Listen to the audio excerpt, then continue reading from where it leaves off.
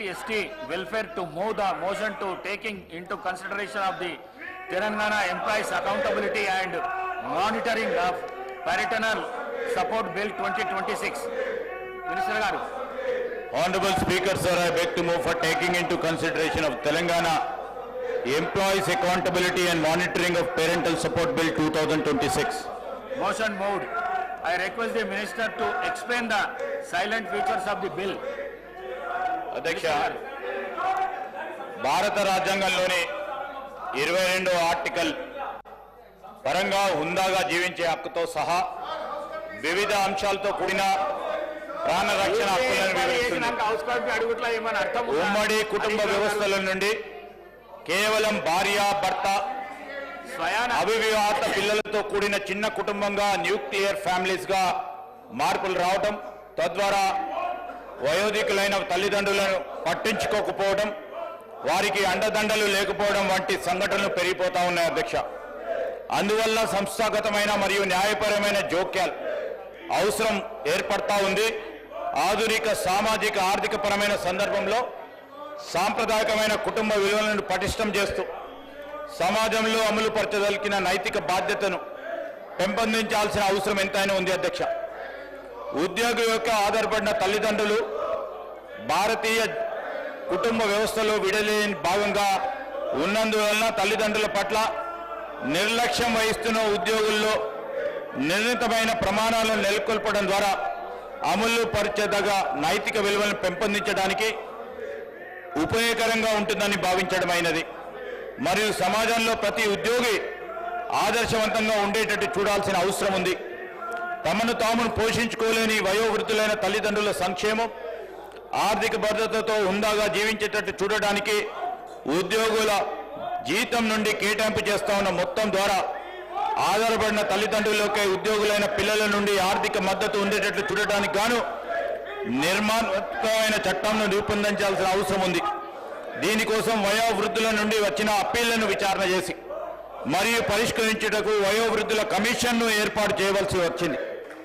వయోవృద్ధులైన జనాభా కొరకు ఉద్దేశించిన ప్రయోజనం పొందే విధంగా వారికి అందేటట్లు చూడటానికి మొట్టమొదటిసారి రాష్ట్ర స్థాయిలో ఒక పర్యవేక్షణ యంత్రాంగం ఉండాల్సిన అవసరం ఉందని ఆలోచన చేసి గౌరవ ముఖ్యమంత్రి రేవంత్ రెడ్డి గారు మరి ఈ ప్రక్రియను చేపట్టడం జరిగింది అధ్యక్ష.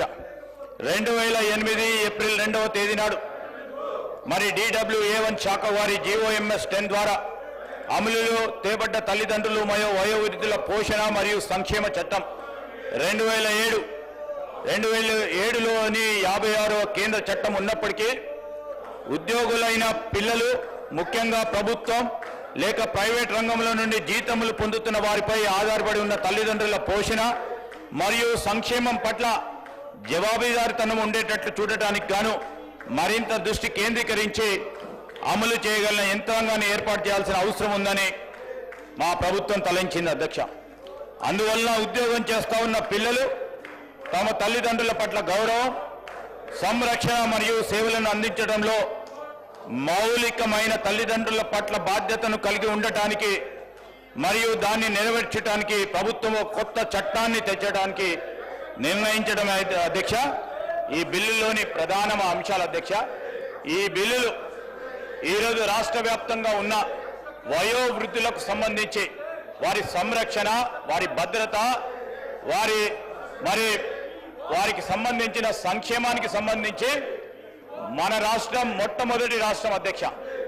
ఇలాంటి ఒక ప్రొడక్టివ్ బిల్, ప్రయోజనకరమైన బిల్లును ఈరోజు బిల్లులో మీ ద్వారా మీ సమక్షంలో మా కాంగ్రెస్ పార్టీ ప్రభుత్వంలో మొట్టమొదటిసారి వయోవృద్ధులకు సంబంధించి, తల్లిదండ్రులకు సంబంధించి ఒక చట్టపరంగా వారికి భద్రత కలిగించి వారి సంక్షేమాన్ని ఆలోచన చేస్తా ఉన్న ఈ కార్యక్రమాన్ని దృష్టి పెట్టుకొని అయినా దీనికి సంబంధించి చర్చలో పాల్గొనాల్సిందిగా నేను టీఆర్ఎస్ సభ్యులని కోరుతా ఉన్నాను. ఎందుకంటే ఈరోజు అందరి తల్లిదండ్రులకు సంబంధించి మొత్తం రాష్ట్ర వ్యాప్తంగా తల్లిదండ్రులకు సంబంధించిన అంశం అధ్యక్ష.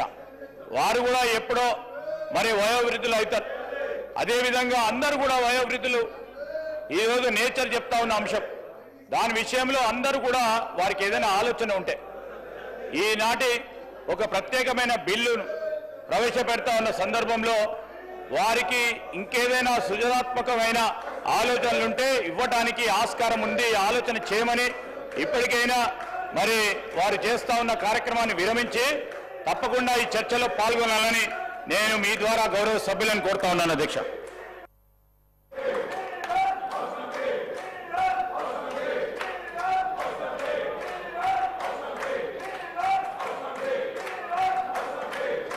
గౌరవ హరీష్ రావు గారు, హరీష్ రావు గారు, హరీష్ రావు గారు, హరీష్ రావు గారు, హరీష్ రావు గారు, హరీష్ రావు గారు, స్వయాన రాష్ట్ర ముఖ్యమంత్రి గౌరవనీయులు రేవంత్ రెడ్డి గారు సిబిఐ ఎంక్వైరీకి స్టేట్మెంట్ ఇచ్చిన తర్వాత హౌస్ కమిటీ అడుగుట్లో ఏమైనా మతలబ్ ఉందా? ప్రజా సమస్యలు మాట్లాడవలసిన హౌస్ లోపట ప్రజా సమస్యలు మాట్లాడకుండా మీరు ఈ విధంగా లొల్లి చేసుడు మీకు ఏమైనా న్యాయం అనిపిస్తుందా? ప్లీజ్ మీరు కూర్చోండి, మీకు అవకాశం ఇస్తా, కూర్చోండి.